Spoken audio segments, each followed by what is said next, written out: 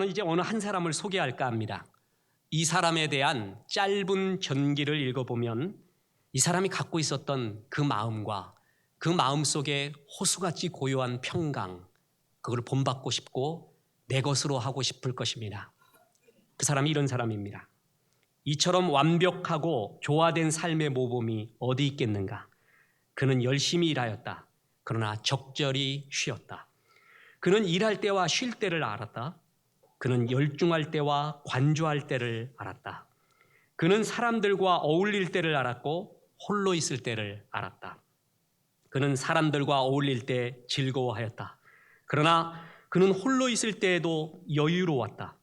그에게는 언제나 넉넉함과 여유가 있었다. 그래서 사람들은 즐겁게 그를 따라다닐 수 있었다. 그가 있는 곳에는 축제와 잔치가 있었다. 그가 있는 곳에 웃음이 있었고 그가 있는 곳에 평화가 있었다. 그러나 그는 한순간 조용히 다시 자기의 침묵의 성소로 돌아왔다. 그는 자주 하늘을 응시하였다. 그리고 자주 들판을 내다보았다. 그의 눈길은 숲과 산에 머물고 있었다. 겟세마네 동산 가는 길, 포도원 밭길, 기드론 시냇가, 이 길은 언제나 정겨운 그의 산책로여 오솔길이었다. 그는 확고하였으나 부드러웠다. 그는 천천히 단호하게 십자가를 향해 걸어갔다. 그리고 마침내 내 사명을 이루었다고 고백할 수가 있었다. 그의 삶은 충만한 생명 그 자체였다. 멋있지 않습니까? 누굽니까, 여러분? 예수님입니다. 예수의 전기를 쓴 많은 작가가 있는데 프랑스의 작가 르낭이라는 사람이 있습니다. 그는 참 예수님을 여성적 필체, 낭만적으로 많이 그렸습니다. 르낭이 그린 예수님이었습니다. 그러면서 예수님은 정말 행복했대요. 조화로운 삶이었기 때문에 그렇습니다. 그는 하나님과 조화로웠습니다. 자신의 자아와 조화로웠습니다. 뿐만 아니라 이웃과 관계가 조화로웠습니다. 자연과 조화로웠습니다.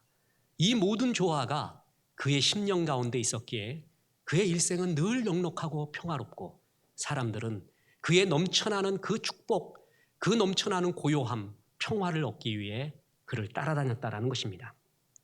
이런 삶이 부럽지 않습니까? 주님이 우리를 이 예배의 자리에 저와 여러분을 부르신 이유가 바로 이런 예수님의 마음, 삶을 살기를 원하신다는 것입니다. 그래서 때로는 기쁨을 주기도 하고 때로는 고난을 주기도 합니다. 그래서 예수의 이 마음을 알아가게 주님이 인도하십니다. 그것이 바로 오늘 말씀의 주제입니다. 오늘 본문은 우리 신앙인이 제일 좋아하는 구절, 고전적인 구절 중에 하나입니다.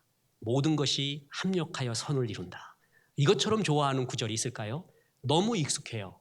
근데 여러분, 너무 익숙한 것은 진실을 외면합니다. 익숙한 것에 속아요. 그 익숙한 것이 갖고 있는 깊고 깊은 뜻을 너무 친하고 내가 잘 알고 있다라는 것 속에서 진실이 왜곡될 경우가 많습니다. 그래서 문학에서 낯설게 하기라는 유명한 말이 있지 않습니까? 일상으로 보이는 구절을 낯설게 하기. 여기서 새로운 의미가 발견하곤 합니다. 그런데 우리는 이 구절에 대한 가장 큰 익숙한 오해가 무엇이냐? 바로 선이라는 개념 때문에 그렇습니다. 합력하여 선을 이룬다. 이 개념을 우리는 어떻게 아냐 하면은 우리가 좌로 가나 우로 가나 어찌됐든 우리에게 좋은 일이 생긴다. 결국은 좋은 일이 생긴다. 만사 형통한다. 이러한 경향으로 이 구절을 받아들입니다. 그래서 오해를 많이 해요. 실망을 많이 해요. 우리 하나님이 Almighty God, 전능한 하나님이라고 했는데 나는 이 일 끝에는 좋은 일이 올 줄 알았는데 이 일 끝에 왜 계속 나쁜 일이, 안 좋은 일이 이어지고 있는가? 합력하여 선을 이룬다고 했는데 나한테는 왜 자꾸 안 좋은 일만 일어나는가? 하나님이 정말 전능한가? 아니, 전능한데 날 사랑하고 있는가? 그래서 예수를 잘 믿는 사람 중에 이 구절을 잘못 오해해가지고 오히려 더 섭섭해하는 경향이 많이 있다는 겁니다. 이 구절을 오해해서 그래요. 뭐에 대한 오해인 줄 아십니까? 선, 아가토스에 대한 오해입니다. 자, 하나님께서는요, 선이 무엇이냐, 합력하여 선을 이룬다고 했는데 선이 무엇이냐에 대한 개념을 이렇게 말합니다. 28절 보세요. 우리가 알거니와 하나님을 사랑하는 자, 곧 그의 뜻대로 부르심을 입은 자들에게는 모든 것이 합력하여 선을 이룬다고 했죠. 이 선 이루기 전에 우리를 가리켜 뭐라 그랬어요? 하나님의 뜻 뜻대로 부르심을 입은 자라 그랬어요. 하나님의 뜻이 있어서 날 불렀다는 거예요. 선이 뭔지 아십니까? 그 하나님의 부르신 뜻이 이루어지는 것, 그걸 성경이 말하는 아가토스, 선이라고 말합니다. 주님이 날 불렀어요. 부르시면 뜻이 있어요. 그 뜻이 내 삶 가운데 이루어지는 것을 성경은 선이라고 말합니다. 그럼 그 뜻이 뭘까요? 29, 30절에 나온 거예요. 29절, 30절 보세요. 하나님이 그 미리 아신 자들 또한 그 아들의 형상을 본받게 하기 위하여 미리 정하셨으니 이는 그로 많은 형제 중에서 맏아들이 되게 하려 하심이라. 또 미리 정하신 그들을 또한 부르시고 부르신 그들을 또한 의롭다 하시고 의롭다 하신 그들을 또한 영화롭게 하셨느니라. 부르신 뜻이 여기 다 나와요. 여기에 나와 있는 구원의 5가지 황금고리, 이 조직신학의 성경, 우리 기독교의 모든 조직신학이 여기다 들어가 있어요.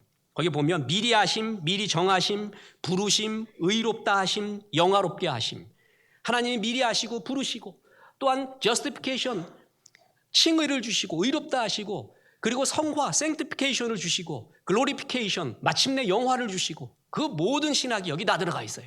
이게 주님이 우리를 향한 뜻이래요. 부르신 이유가. 이 단계를 다 이루는 것. 이거를 한마디로 뭐라 그러는 줄 아세요? 거기에 29절에 나온 거예요. 하나님이 미리 아신 자들을 또한 그 아들의 뭐라고요? 형상을 본받게 하는 것. 예수님의 형상, 예수님의 마음, 예수님의 인격을 우리 삶 가운데 본받게 하는 것. 그것이 나를 부르신 뜻입니다. 그게 바로 선을 이룬다라는 것입니다. 바울 사도는 자기가 전도했던 갈라디아 성도를 향해 이런 선언을 했습니다. 갈라디아서 4장 19절에 나의 자녀들아 너희 속에 그리스도의 형상이 이루기까지 다시 너희를 위하여 해산하는 수고를 하노니. 성도의 목표가 뭐냐? 나를 향한 뜻은 예수님의 마음, 예수님의 인격이 내 삶 속에서 이루어지는 것. 그것이 주님의 뜻이고 그걸 이루어져 가는 과정, 결과, 모든 것을 선이라고 말하는 거예요. 다시 말해서 우리가 보기에는 좋아 보여요. 성공했는데 하나님의 인격, 하나님을 사랑하는 일에 그 일이 방해가 됐잖아요. 그럼 선이 아닙니다. 근데 우리가 보기에 악이 있어요. 배신당했어요. 몸이 아팠어요. 상처 입었어요. 그런데 결국 그것이 내가 하나님을 사랑하고 예수님의 인격과 마음을 닮아가는데 유용하게 쓰여진 과정이었다면 성경은 그것을 가리켜 선이라고 말하고 있는 거예요. 다시 말해서 내 모든 것을 통해서 예수님의 마음과 인격을 닮아가고 본받게 하는 것, 그것이 하나님이 우리를 향한 뜻이요 선이라는 것입니다. 그렇습니다. 이 교훈, 이 말씀의 두 번째 교훈이 뭡니까? 주님은 이 예수님의 마음을 본받게 하기 위하여 모든 것을 사용하신다라는 것입니다. 자, 다시 한번 28절 보세요.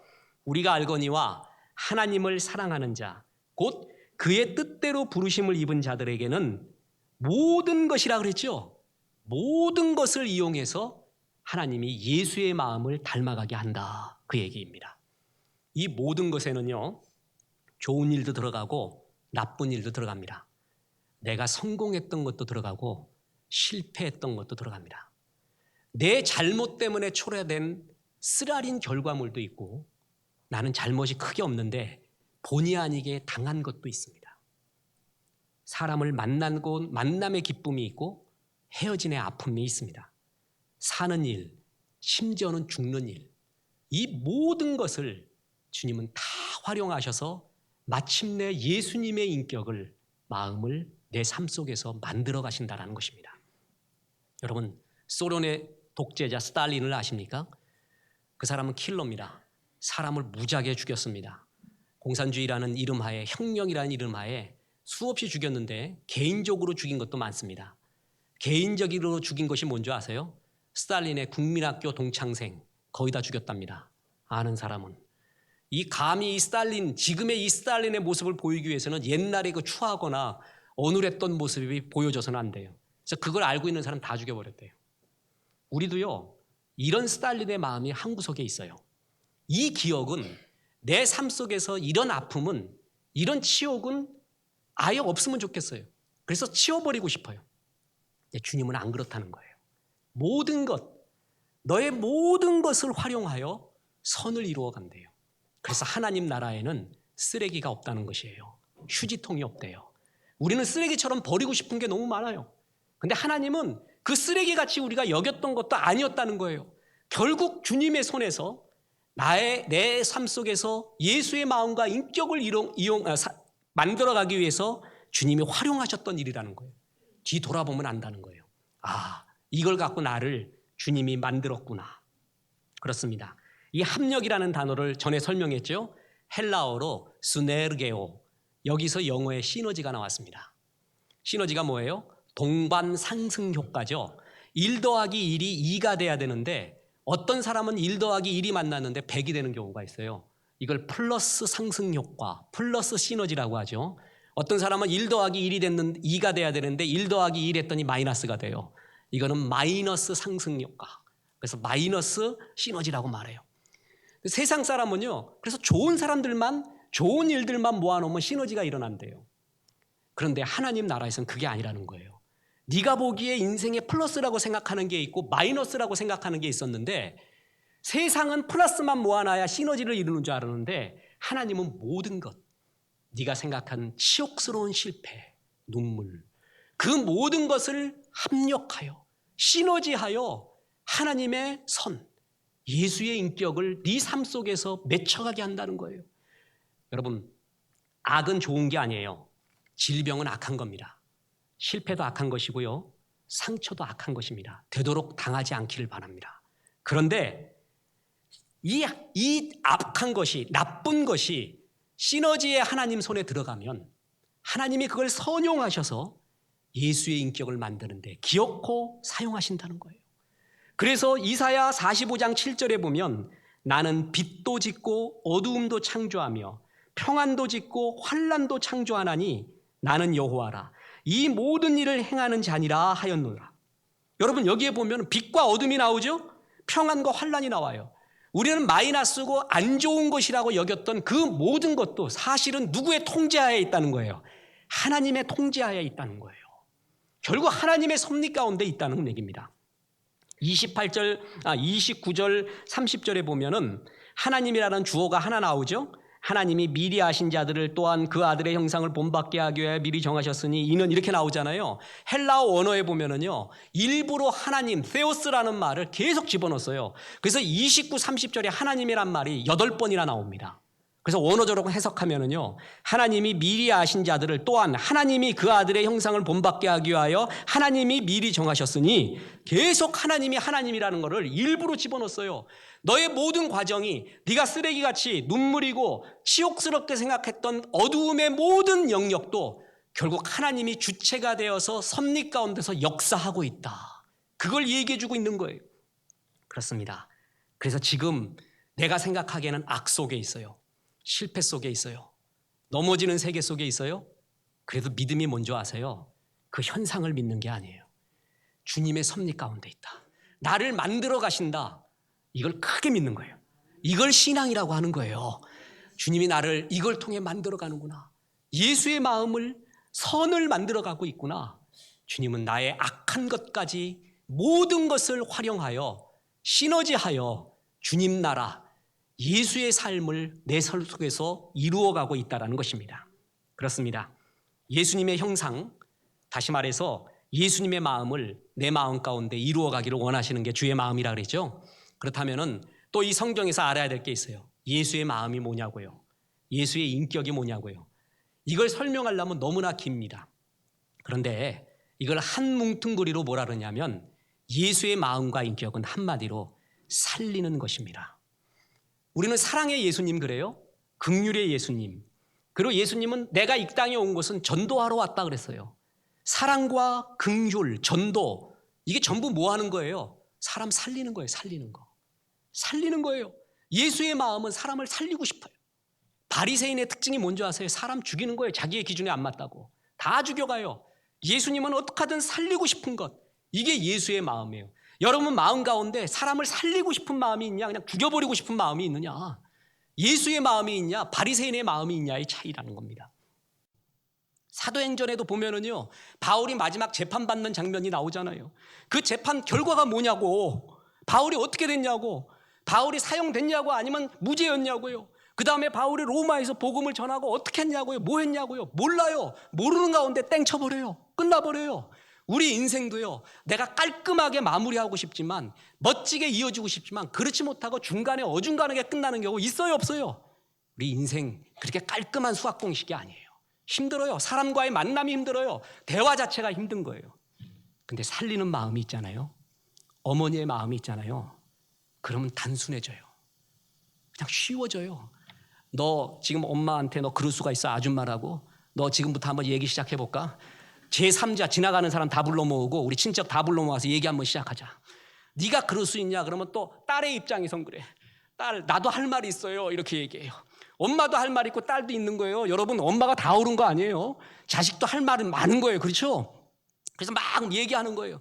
답이 안 나와요. 답이. 논리에는 답이 없어요. 엄마는 딱 하나, 밟아도 된다.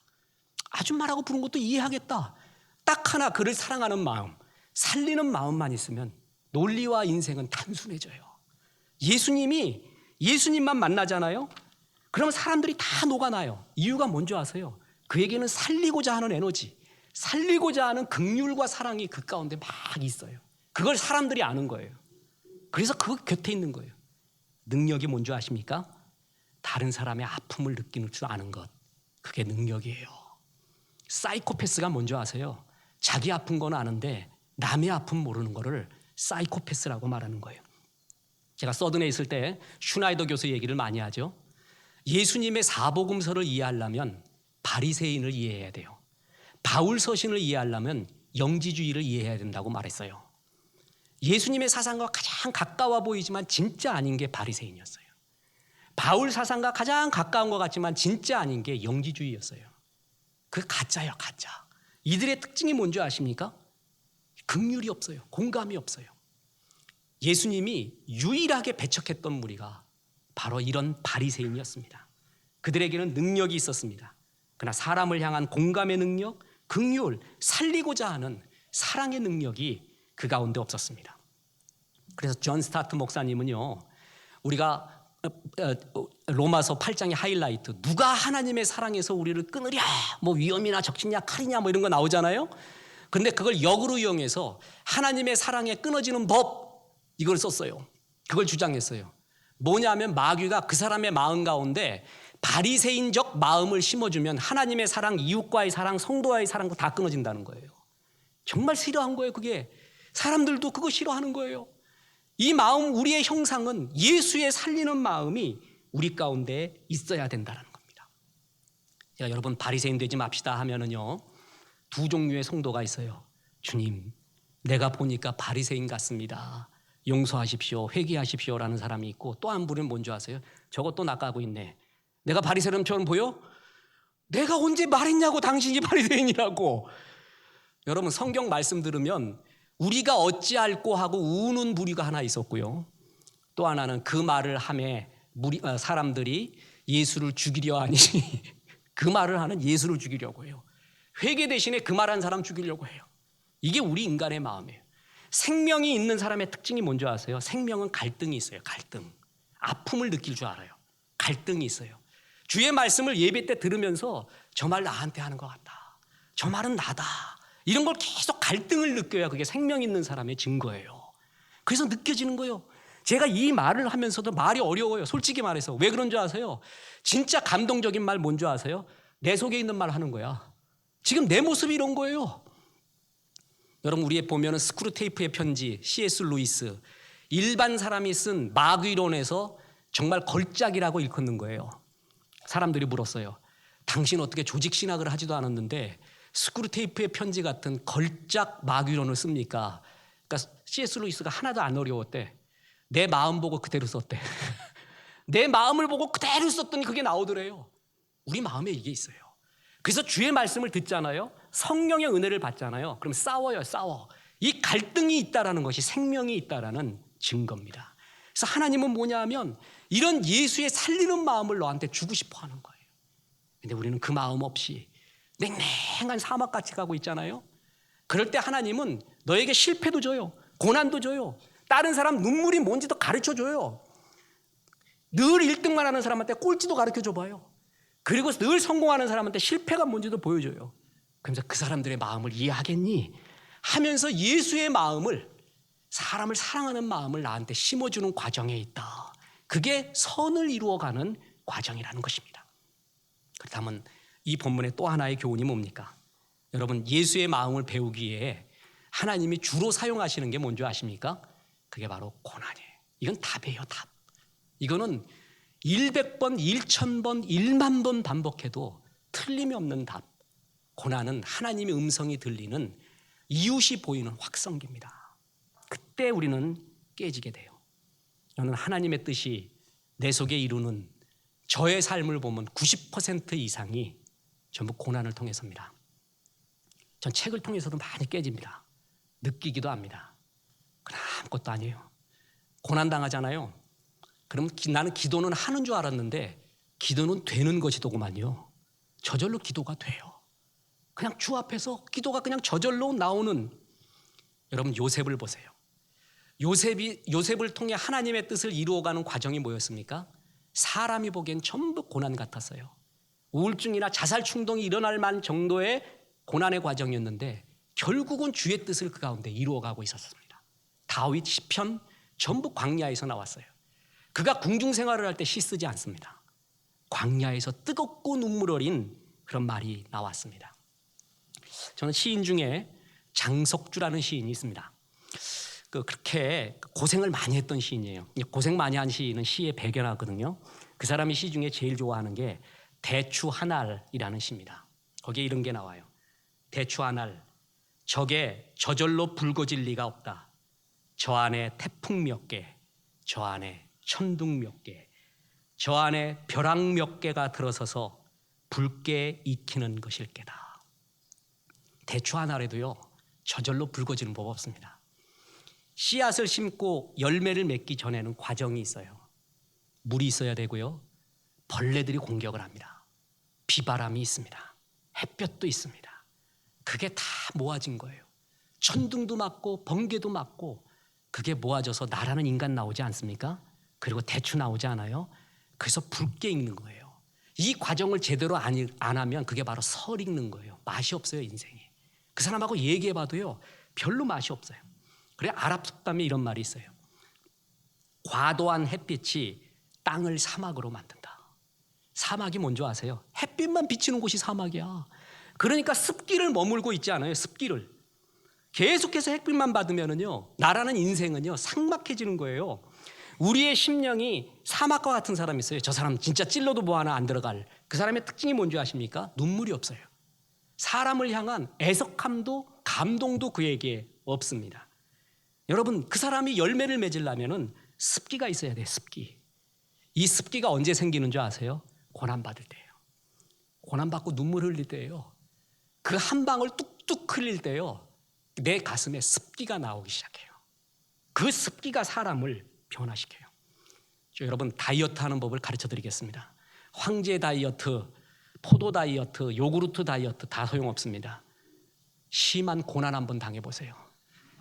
여자는 20kg인가 17kg 빠진대요. 남자가 뭐 7kg인가 빠진다고. 여자가 빠질 게 더 많은 거야, 불순물이. 그냥 저절로 빠져요, 저절로. 그 빠지면서 눈물이 거기에 채워져요. 이런 고난이 없었던 사람, 마음에 찢기가 생깁니다. 아주 그냥 거만해요. 그래서 이런 고난이 없었던 것이, 그 눈물이 없었던 것이 축복이 아니라는 것을 예레미야서 48장 11절에 이렇게 말해요.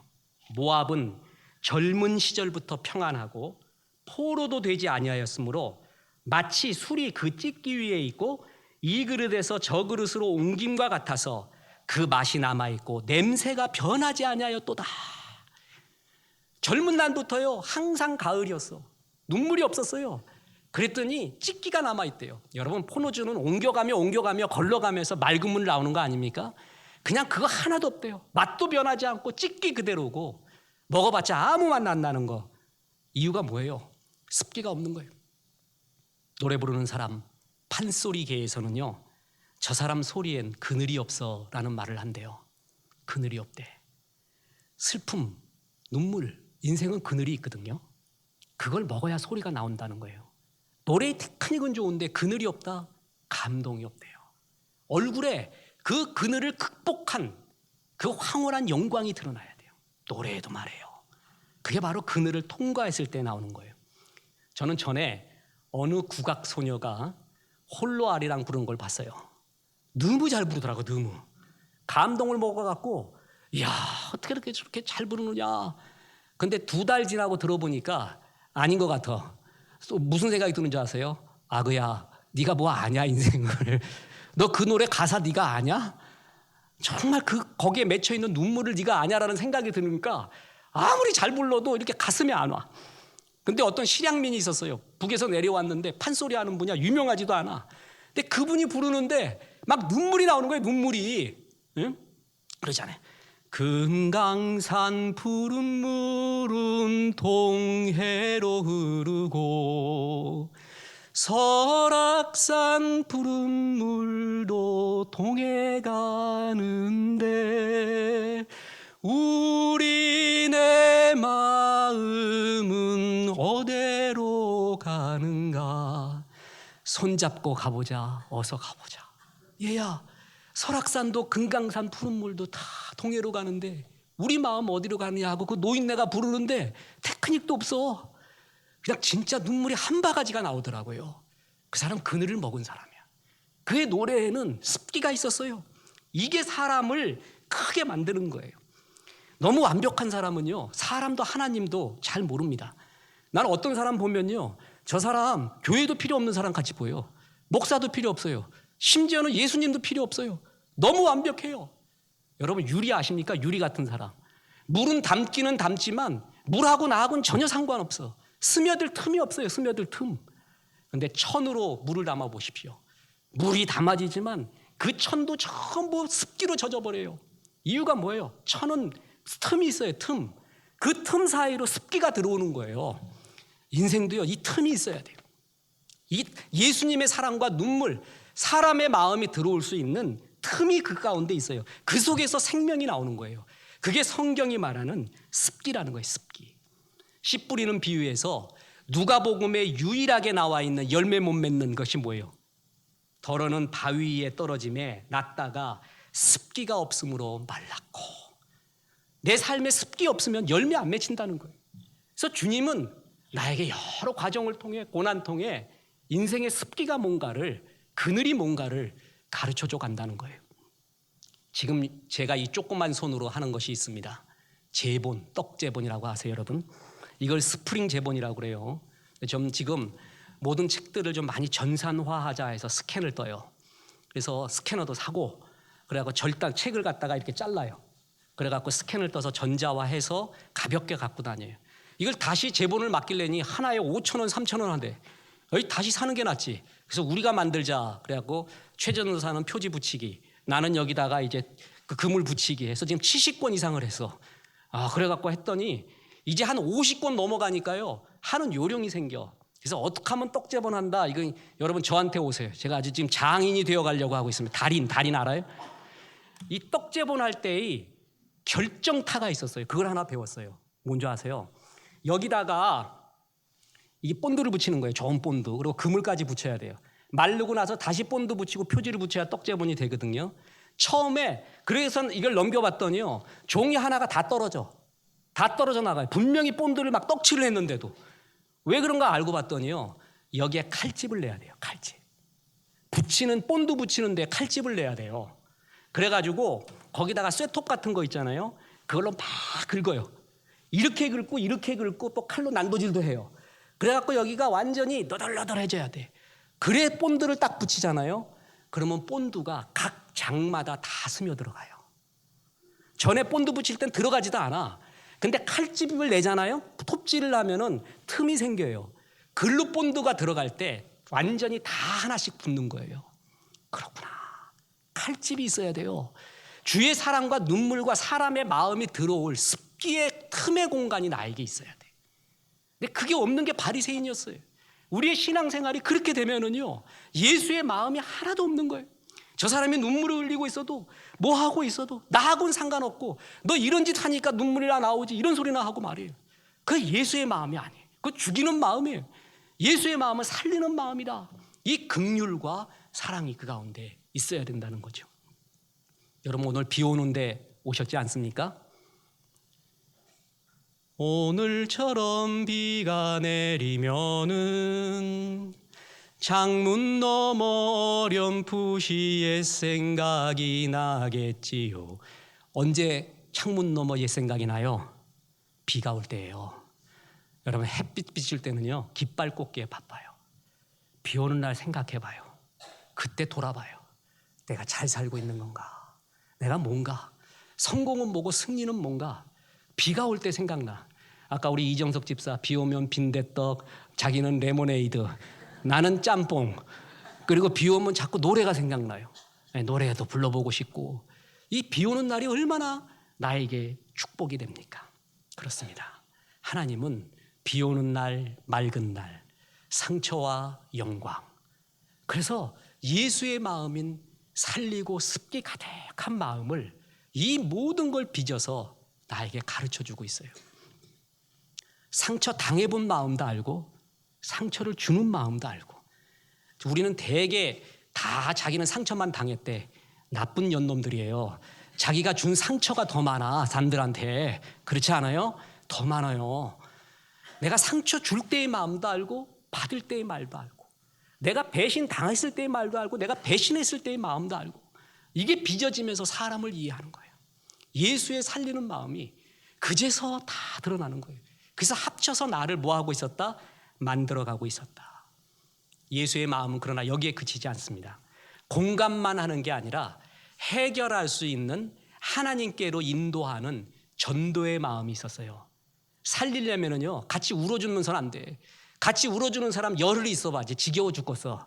답이 없어. 진전이 없어. 노총각끼리 모였는데 마음은 이해하는데 진도가 안 나가.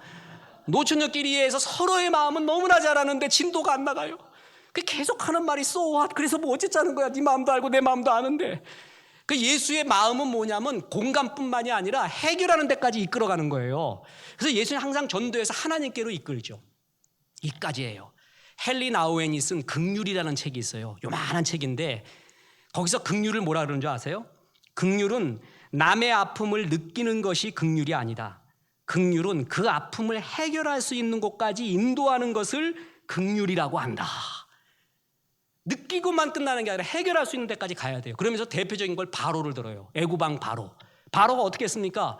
10가지 재앙당하니까 자기도 아프고 백성의 마음도 아픈 걸 알았어. 그러면 회개하고 하나님께로 돌아가야지. 그까지는 안 하고 그 전에 느끼기까지는 했다. 그건 긍휼이 아니라는 거예요. 성경이 말하는 긍휼은 그까지 나가는 거예요. 해결하는 단계까지. 예수님은 같이 울을 뿐만이 아니라 예수님께로 온 자에게, 하나님께로 온 자에게 새로운 힘과 성령의 능력을 부어줘요. 그게 전도예요. 전도. 같이 우는 사람이 있으면 울어줘야 돼요. 느껴줘야 돼요. 그리고 난 다음에 해결할 수 있는 예수의 자리까지 그를 불러줘야 돼요. 그를 데리고 와야 돼요. 그까지 하는 거를 그를 도와주는 예수의 마음이라고 합니다. 공감과 긍휼, 전도, 이게 다 합쳐져서 예수의 마음이 뭐예요? 살리는 거예요. 그래서 살리는 거예요. 그래서 나의 모든 걸 사용해서 하나님이 이 예수의 마음이 내 심령 가운데 싹트도록 주님이 합력하여 만들어가고 있다. 결론을 말씀드립니다. 이해할 수 없는 고난. 목사님 보고 물어봤더니 솔직한 대답이 뭔지 아세요? 나 모르겠어요. 왜 그런지. 그 사람이 왜 그 고난 당하는지 나도 모르겠어요. 저도 큰 고난 가운데 있었어요. 거의 죽음이라고 생각했어요. 많이 간증을 했죠. 너 제일 상처가 뭔지 아세요? 유명한 목사님들, 내 이름만 되면 다 10명 다 되면 다 알아요. 여러분이. 기도도 받고 했어요. 당신 고난은 이것 때문에 일어난대. 근데 내 속에는 그게 아닌 것 같아요. 진짜 아닌데 10명이 말이 좀 다 틀려. 성령이 역사하면 똑같아야 되는데 왜 틀린가? 너무 괴로웠어요. 또 자기들은 다 확신하고 있는데 난 또 확신이 안 들고. RA 토레이 예수원에 있는 대천동 목사님한테 갔어요. 거기서 물어봤더니 대천동 목사님이 형제님 당신 아픈 거를 제가 어떻게 합니까? 난 거기서 모든 응어리가 풀어지는 것 같았어요. 겸손한 거예요. 진짜 모르겠다는 거 내가 어떻게 하냐. 네가 기도해보래 여기서. 우리가 해석 못하는 것이 많아요. 근데요 이거 하나는 믿어야 돼요. 내가 지금 해석이 안 되지만 주님이 크게 나를 역사하셔서 예수의 마음 배우게 하는구나. 이건 크게 믿어야 돼요. 하나님이 우리를 부르는 이유가 뭔지 아세요? 다르게 살라는 거예요. 다르게. 그 다르게 사는 게 뭐예요? 거룩이에요. 거룩. 거룩이 뭔지 아세요? 생각이 변하는 거예요. 사람들이 말하는 구원관, 축복관, 고난관, 그걸 너는 달리 생각하라는 거예요. 특히 너의 고난에 있어서는 망하게 하는 게 아니라 예수의 마음을 빚어가고 있구나. 이걸 크게 믿어달라는 것입니다. 그렇습니다. 끝으로 말씀드립니다. 나의 고난 중에 주님이 어디 계실까요? 없는 것 같아요. 고난에 제일 힘든 게 뭔지 아세요? 주님이 없는 것 같아요. 근데 그렇지 않습니다. 여러분 팽이를 보십시오. 팽이가 진짜 세게 돌 때 어떻게 하고 있습니까? 하나도 안 움직이는 것 같아요. 그냥 넘어진 힘 없는 건 넘어져 있고요. 힘 없는 거는 비틀비틀거려요. 진짜 힘 있는 팽이는요. 정지에 있는 것 같아요. 정지. 그러나 거기에 그 역동성이 얼마나 큰 줄 아십니까? 모든 에너지가 집중돼 있어요. 씨름 선수들이 제일 힘들 때가 어느 때예요? 힘 모을 때. 삿바 싸움할 때예요. 아직 요이땅 해갖고 씨름을 하지 않고 삿바 잡고 있을 때 있잖아요. 온 땀을 그때 다 흘린대요. 움직이는 것 같지 않지만 모든 에너지를 집중하고 있어요. 당신의 자녀가 고통당하고 있을 때 하나님 결코 멀리 있지 않습니다. 찢어지는 가슴으로 지켜보고 있어요. 온 힘을 집중하고 있어요. 이걸 크게 믿어야 돼요. 그래서 결국 하나님이 나를 선하게 예수의 마음으로 인도하고 있구나. 이걸 믿고 바라보는 것을 신앙이라고 합니다. 그렇게 믿으십시오. 그렇게 바라보십시오. 그리고 그런 가운데 있는 사람을 예수께로 데려오십시오. 같이 생명 얻으십시오. 그래서 마침내 예수의 마음, 르낭이 말했던 예수의 평강, 예수의 그 조화로움, 예수의 그 사랑하심이 저와 여러분의 삶 가운데 넘쳐나기를 주 예수의 이름으로 축원합니다.